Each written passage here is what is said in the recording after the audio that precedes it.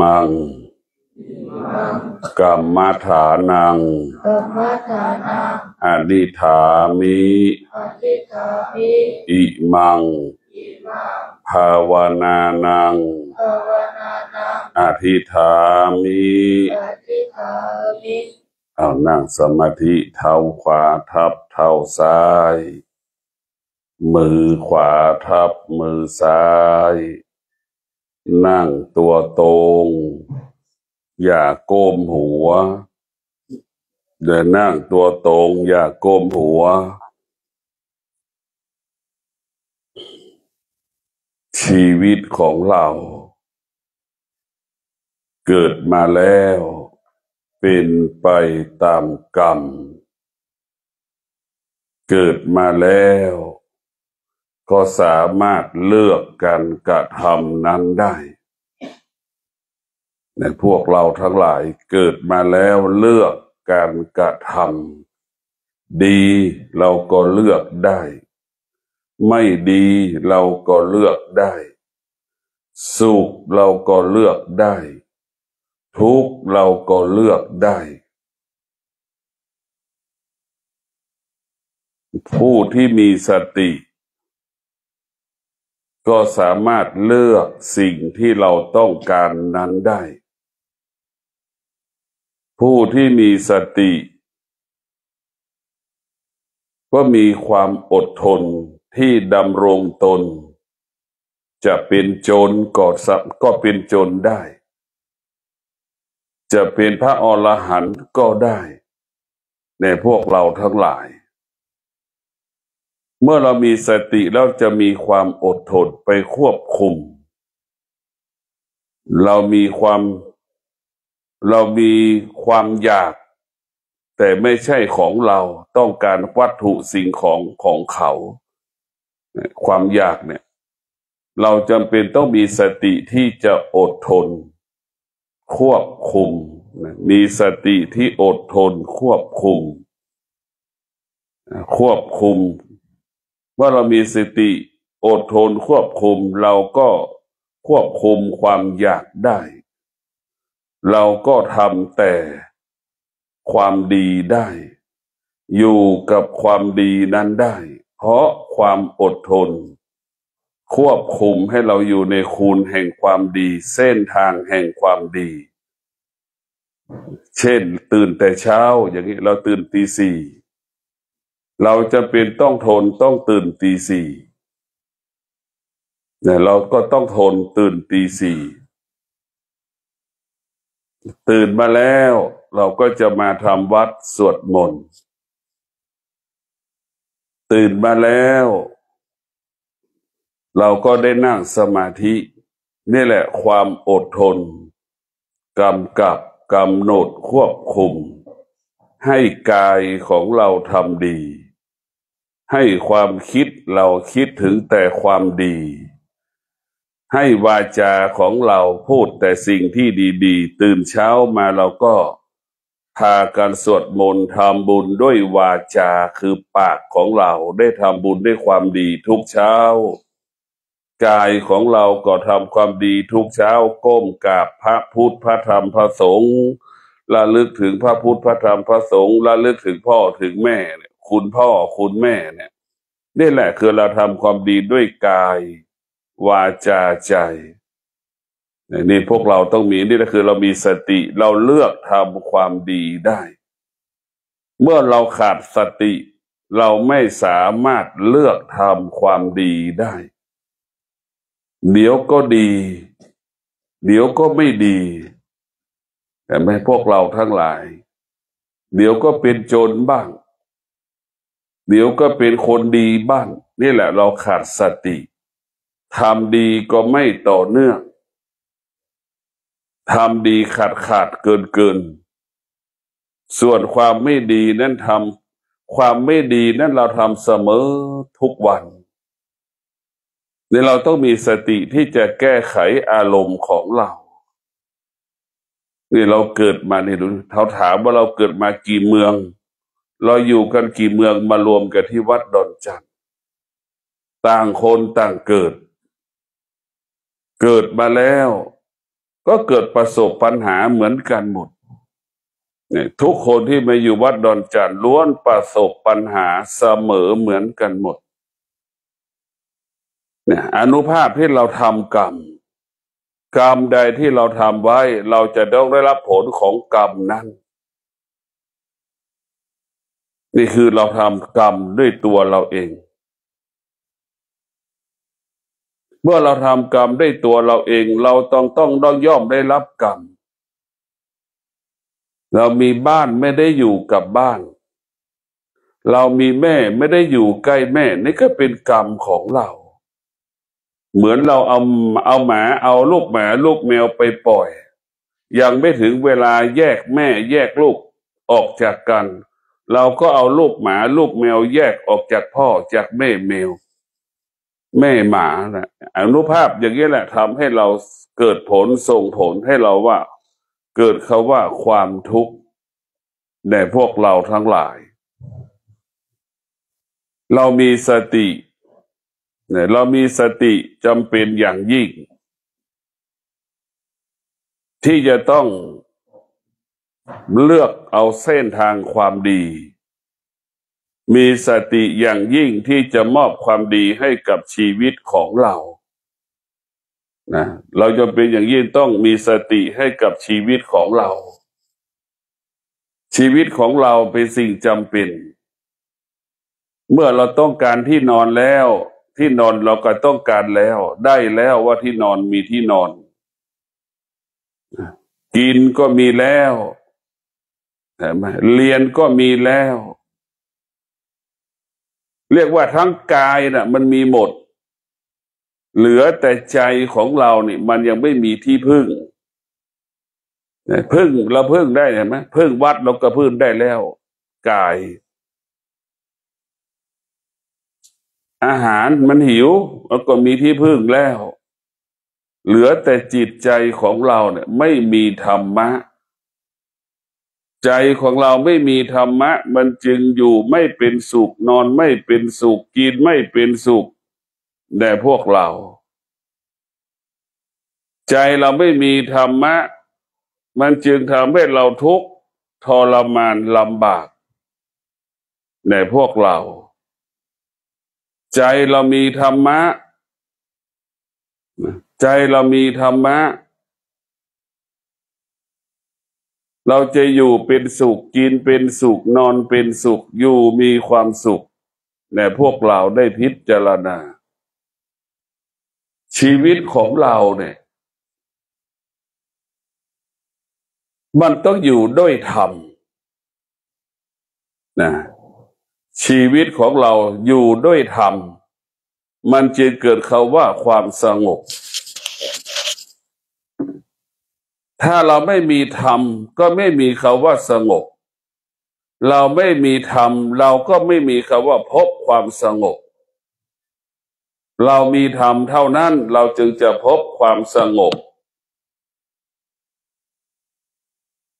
เรามีธรรมเท่านั้นเราจึงจะพบความสงบ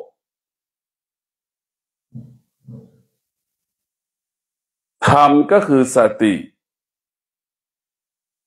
ธรรมก็คือสติเมื่อเรามีสติเราก็จะรู้ว่ามันสุขเรามีสติเราก็รู้ว่ามันทุกข์เมื่อเรารู้ว่าสุขมันเป็นของเย็นเรารู้ว่าทุกข์เป็นของร้อน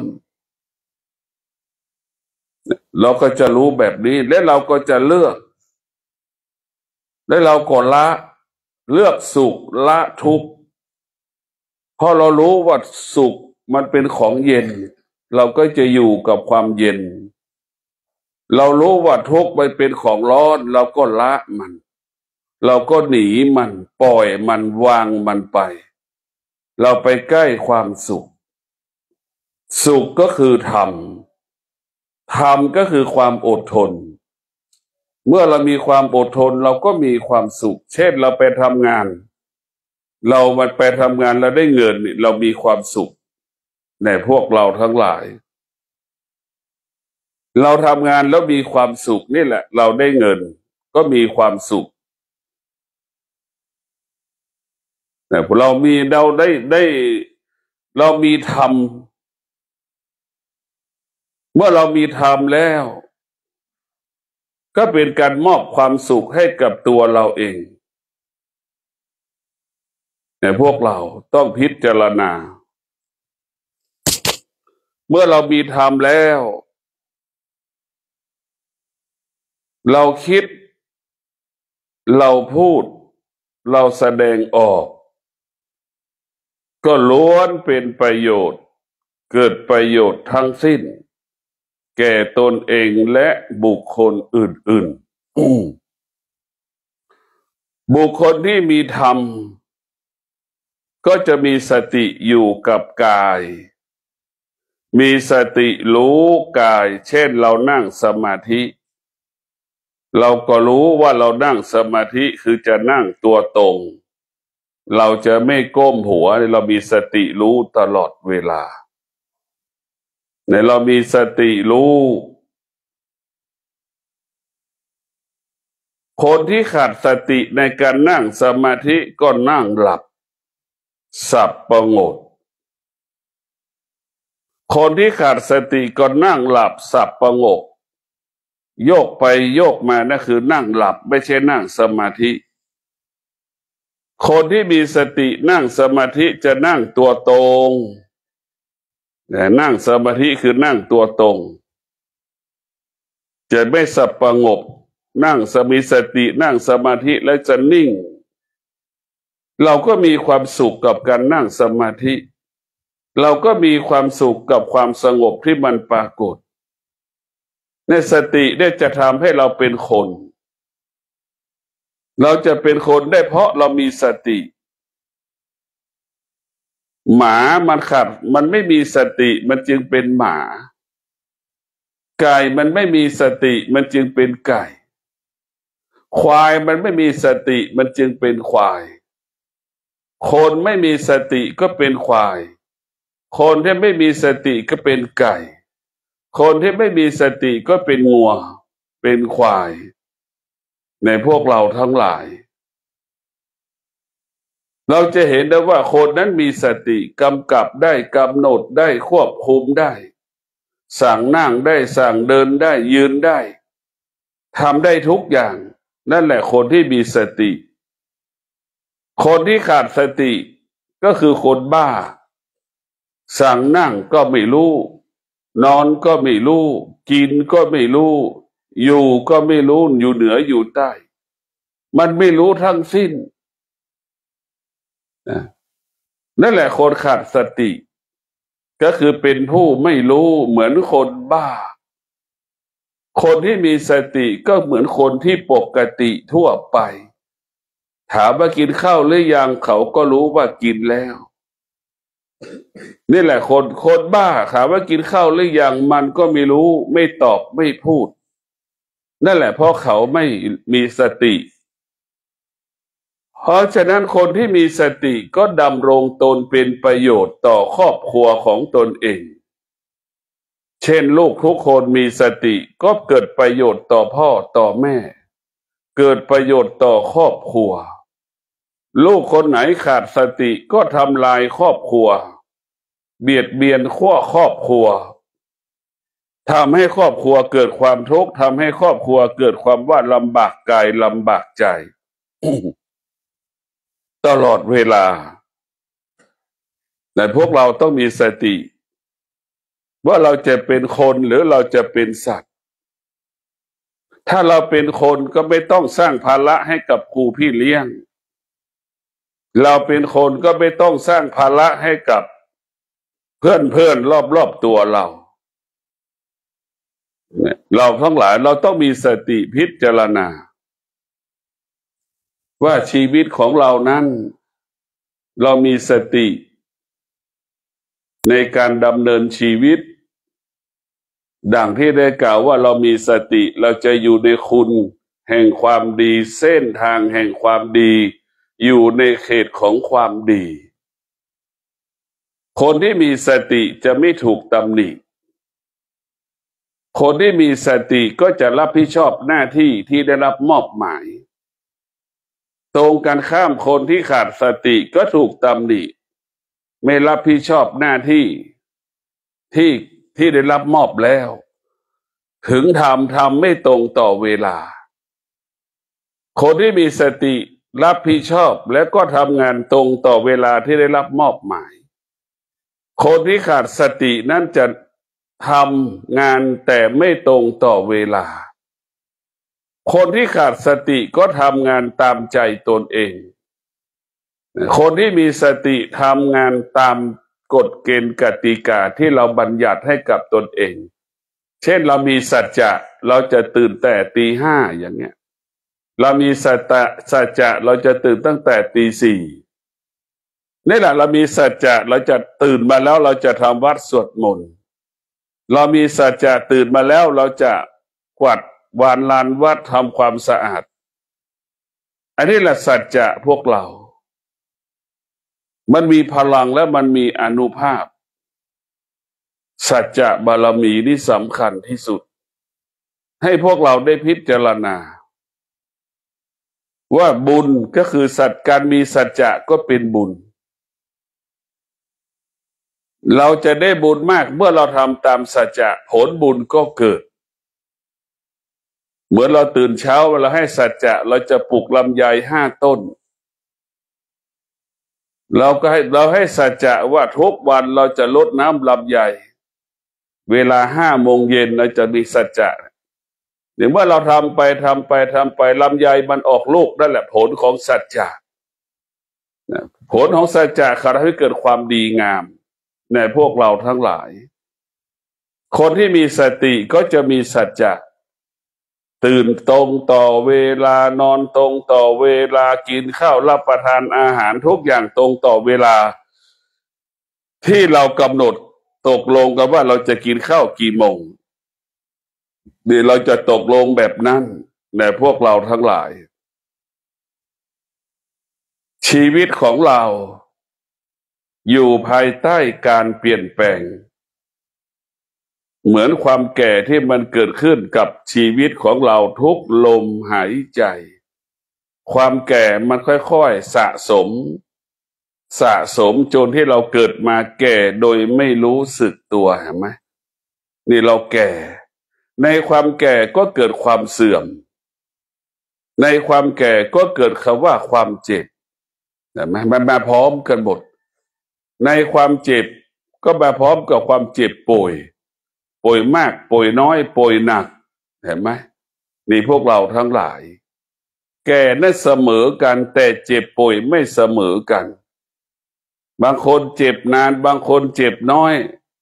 เห็นไหมพวกเราจะแตกต่างกันอีกเพราะฉะนั้นพวกเราทุกคนต้องมีสติพิจารณาความจริงว่าเราจะมีสติรู้กายว่าเรานั่งสมาธิมีสติรู้กายรู้ว่ามีสติรู้กาย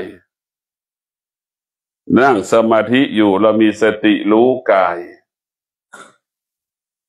นี่แหละรู้ตลอดเวลาว่าเรานั่งสมาธิมีสติรู้กายว่ากายมันปวดตัวปวดลำตัวตามเนื้อตามตัวนี่เรามันปวดเราก็รู้ว่ามันปวด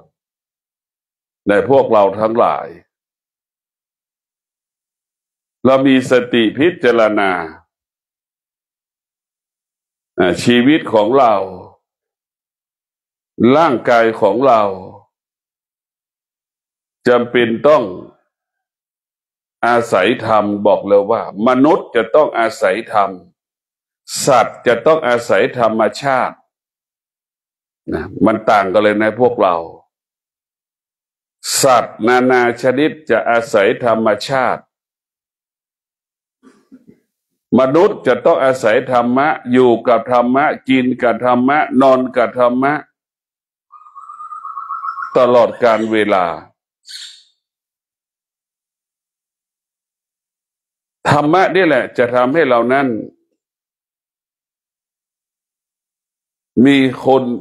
มีสุขภาพดีอายุยืนธรรมะนี่แหละทำให้เราสุขภาพดี อายุยืนเนี่ยธรรมชาติทำลายสุขภาพเราเช่นวันนี้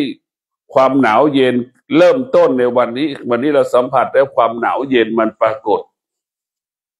เนี่ยเรารู้แล้วว่าความหนาวเย็นมันปรากฏรู้ว่าความหนาวเย็นมันปรากฏ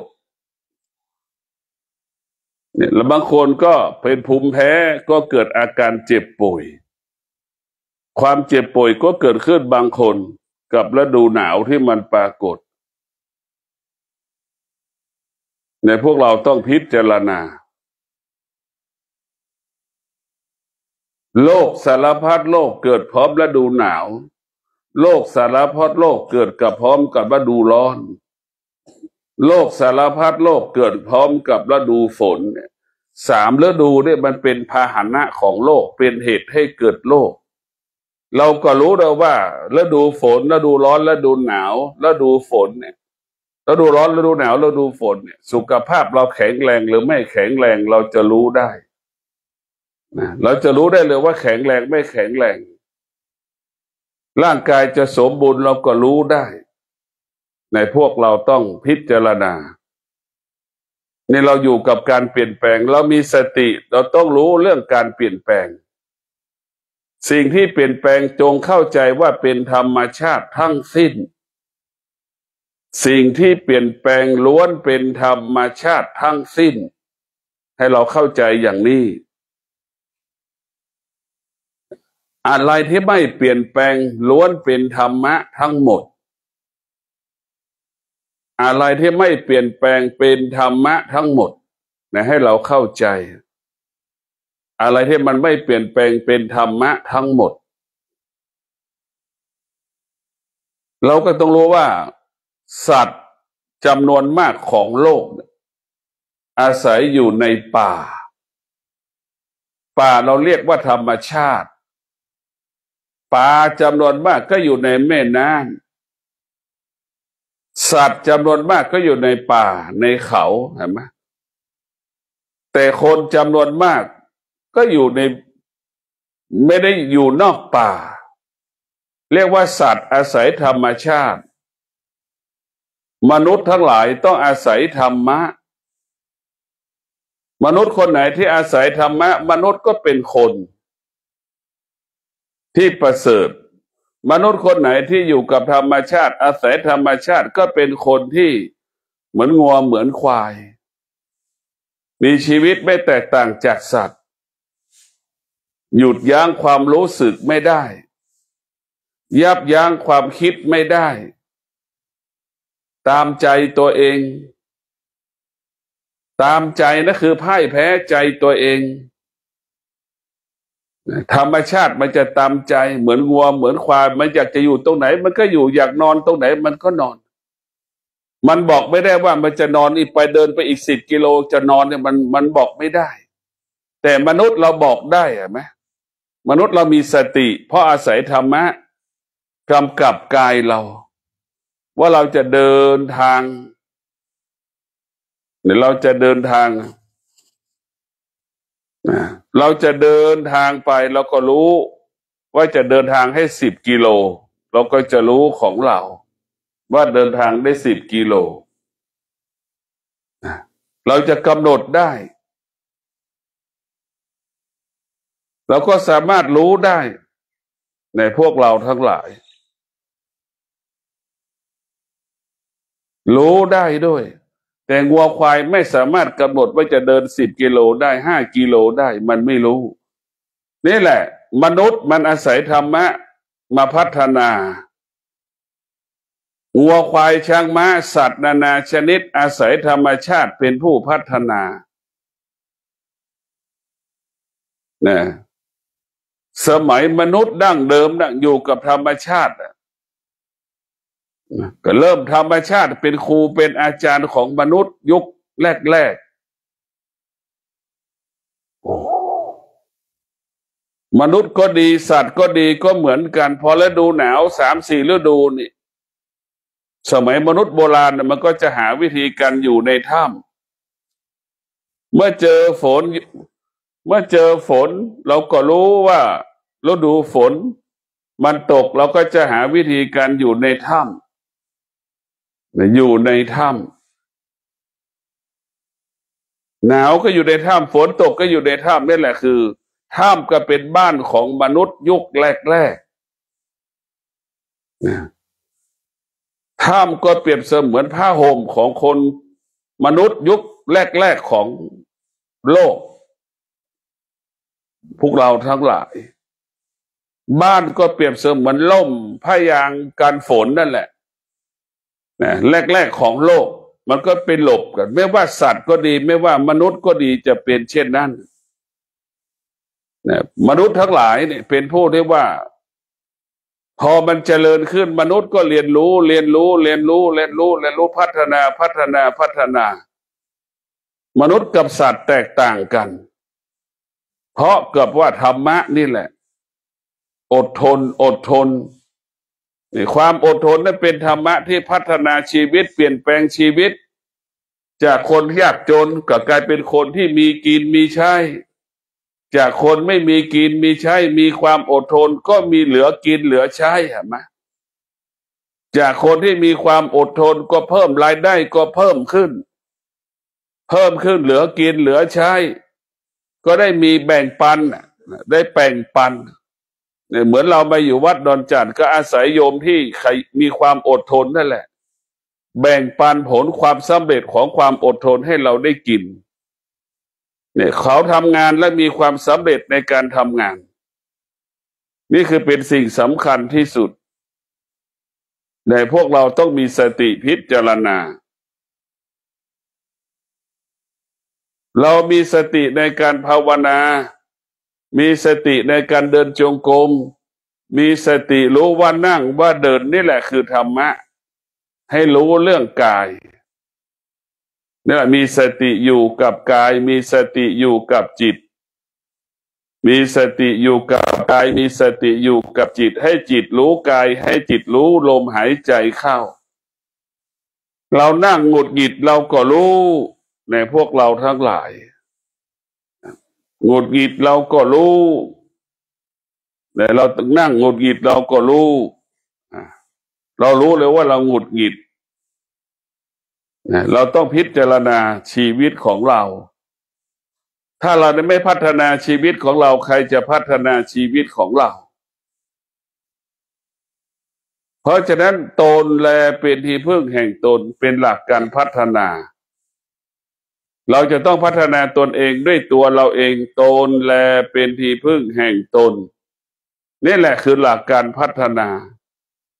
ตนแลเป็นที่พึ่งแห่งตนหลักการพัฒนาชีวิตมีลืมแล้วบอกว่ามนุษย์ต้องอาศัยธรรมะมีสติกินข้าวทุกมื้อมีความสุขกินข้าวทุกมื้ออร่อยมีสตินอนทุกคืนนอนแล้วมีความสุขมีสตินอนแล้วไม่มีอดีตไม่มีอนาคตไม่มีปัจจุบันมีสตินอนแล้วเป็นทำให้สุขภาพดีอายุยืนในพวกเราทั้งหลาย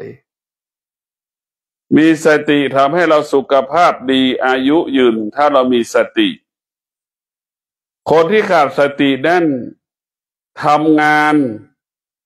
ก็ประสบความสำเร็จและมีความสุขในการทำงานมีสติ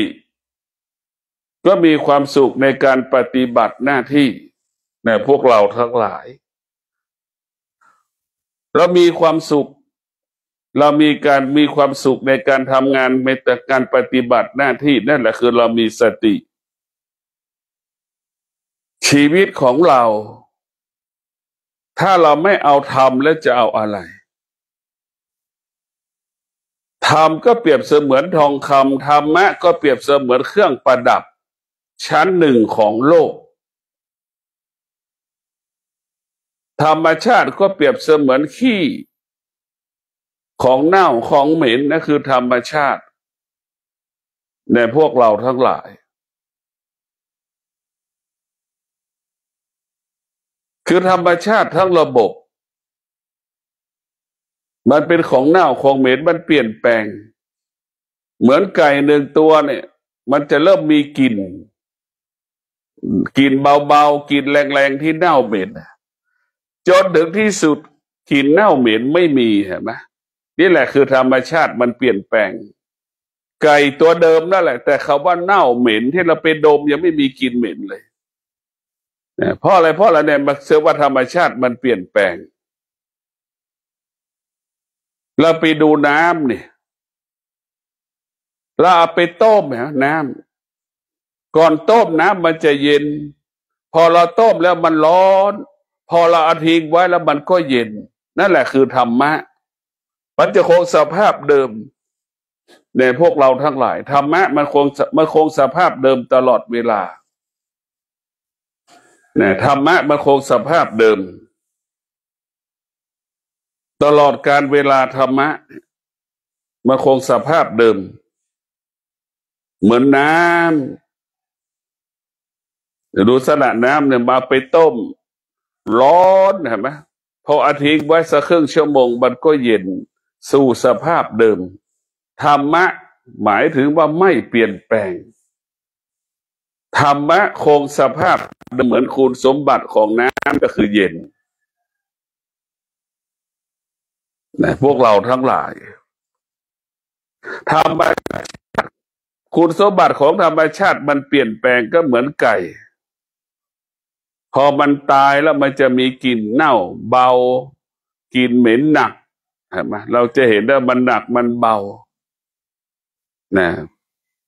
มันจะเหม็นท้ายสุดมันจะไม่มีกลิ่นเหม็นไม่เหม็นเลยนะพวกเราต้องพิจารณาชีวิตของเราเป็นเช่นนี้ชีวิตของเรามันเป็นแบบนี้ให้เราเข้าใจว่าตนแลเป็นที่พึ่งแห่งตนนี่เรามาอยู่วัดนี่เราจะต้องช่วยตัวเองซักจีวรได้ตัวเราเองเราจะต้องมีสัจจะว่าเราจะซักจีวรได้ตัวเราเองในพวกเราต้องมีสติว่าเราจะทำหน้าที่ของเราพึ่งพาตนเองอาศัยตนเองนะเป็นที่ตั้งเราจะต้องอาศัยตนเองเป็นที่ตั้งตนแลเป็นที่พึ่งแห่งตนนี่แหละเราพึ่งตนเองการพึ่งตนเองนั่นแหละเป็นคนที่ประเสริฐที่สุดการที่เราสร้างภาระสร้างปัญหานะเหมือนงัวเหมือนควายขี้เลี่ยราดหมดหรือไหมจะถ่ายตรงไหนก็ถ่ายหมูหมาจะขี้ตรงไหนมันก็ขี้เห็นไหมเราเห็นมันไก่ขี้ตรงไหนก็ขี้เห็นไหมนั่นแหละสัตว์กับคนมันแตกต่างกันเราจะเห็นได้ว่าเราเป็นคนเราจะไม่สร้างภาระเราจะรู้จักหน้าที่เราจะทำหน้าที่เมื่อเรามีสติเราจะทำหน้าที่สมบูรณ์แบบหากเราขาดสติเราทำหน้าที่ไม่สมบูรณ์แบบหน้าที่ของเรานี่แหละคือสำคัญที่สุดก็คือการเป็นสามเณรที่ดีนี่แหละคือหน้าที่ของเราในพวกเราต้องเข้าใจว่าการเป็นสามเณรที่ดีการเป็นสามเณรที่ดีคือเราไม่สร้างภาระไม่สร้างปัญหาให้กับครูพี่เลี้ยงนี่แหละคือการเป็นสามเณรที่ดีตื่นนอนแต่เช้าทุกอย่างตรงต่อเวลานะพวกเราต้องมีสติฝากให้เราเข้าใจฝากให้เรารู้เรื่องความจริงของชีวิตของเรามันไม่มีอะไรนะชีวิตของเรามันไม่มีอะไรมีแต่ความแก่ความเจ็บความตายที่มันอยู่กับเรามีแต่ความอยากคือผู้เบียดเบียนชีวิตของเราความอยากมันเบียดเบียนเห็นไหมโลภะโทสะโมหะเนี่ยมันเบียดเบียนชีวิตเรามันไม่มีอะไรที่ทำลายสร้างสรรค์ชีวิตเราได้มีแต่สิ่งต่างๆทำลายชีวิตเราหมดสตินี่คือจะเครื่องป้องกันสิ่งที่ทำลายชีวิตเราสติเป็นเครื่องป้องกันสิ่งที่ทำลายชีวิตของเรา ในพวกเราทั้งหลายสติเป็นสิ่งที่ป้องกันทำให้เรานั้นเป็นคนพวกเราต้องมีสติพิจารณาชีวิตของเราต้องอาศัยสติบุคคลที่มีสติก็จะดำรงตนนิ่งสงบอดทนอดกลั้นมีวิริยะภาคเพียรอยู่กับการพัฒนากายพัฒนาจิตพยายามข่มจิตข่มใจไม่โมโหไม่หงุดหงิดข่มจิตข่มใจหยุดยั้งความอยากหยุดยั้งความโลภหยุดยั้งความโกรธความหลงที่มันปรากฏขึ้นที่กายกับจิตสติที่จะเป็นตัวเรียกว่าเป็นยา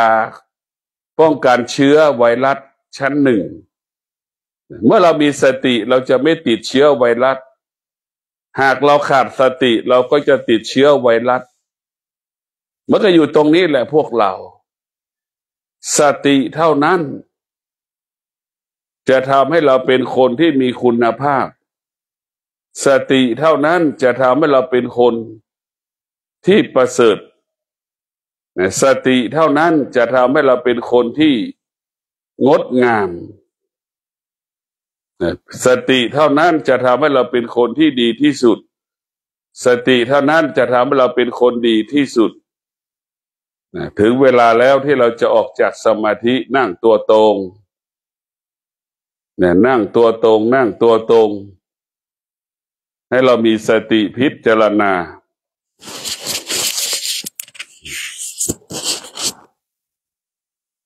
พนมมือว่าตามนะ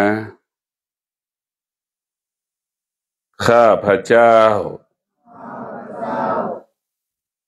ให้คำสัจจะตื่นนอนฉันเช้าฉันเพลไปโรงเรียนกลับจากโรงเรียนตรงต่อเวลาข้าพเจ้าให้คำสัจจะ3 วันซักจีวรซักผ้าสบง3 วันข้าพเจ้าทำความสะอาดศีรษะข้าพเจ้าพึ่งพาตนเองตนและเป็นที่พึ่งแห่งตนข้าพเจ้ามีสติรู้ว่าอาศัยวัดอยู่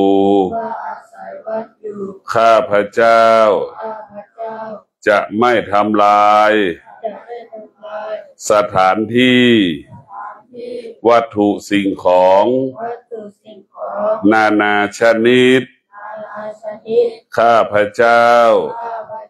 จะปกป้องคุ้มครองรักษาวัดและวัตถุสิ่งของที่อยู่ในวัดดังชีวิตของข้าพเจ้าข้าพเจ้าจะดำรงตนเป็นสามเณรที่ดีของวัดดอนจานเป็นสามเณรที่ดีของพ่อของแม่เป็นสามเณรที่ดี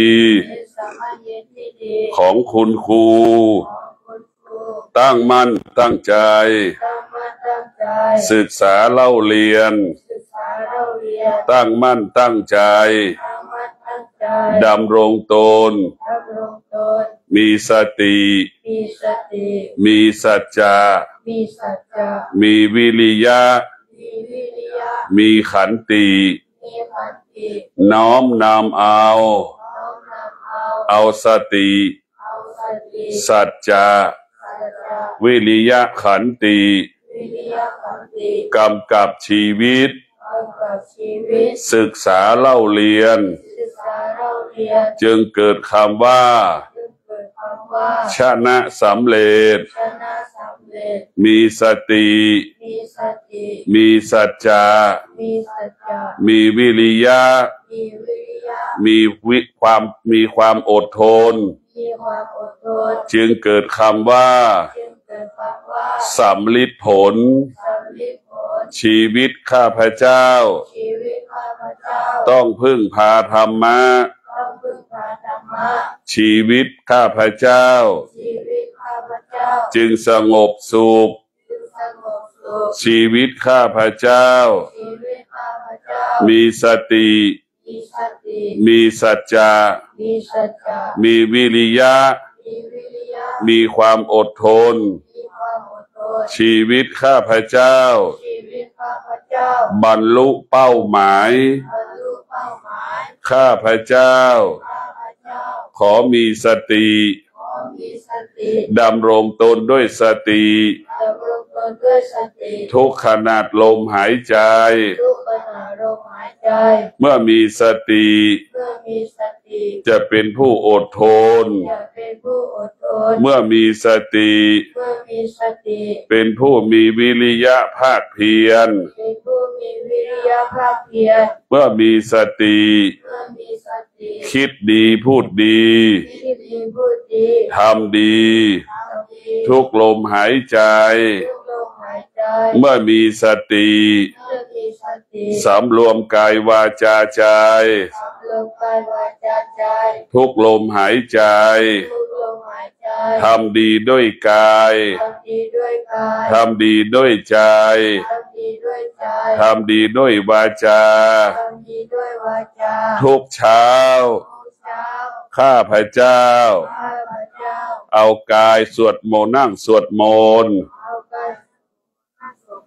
เอาจิตระลึกถึงคุณพระพุทธพระธรรมพระสงฆ์ข้าพเจ้าจะทำความดีด้วยวาจาทุกเช้าตื่นทำวัดสวดมนต์ข้าพเจ้าขอพึ่งพาธรรมะอาศัยธรรมะเป็นพ่อเป็นแม่เป็นครูเป็นอาจารย์ธรรมะเป็นครูอาจารย์สติคือพ่อสติคือครูอาจารย์คอยเตือนสติให้ข้าพเจ้าเป็นคนดีขอให้ข้าพเจ้ามีสติทุกลมหายใจด้วยเถิด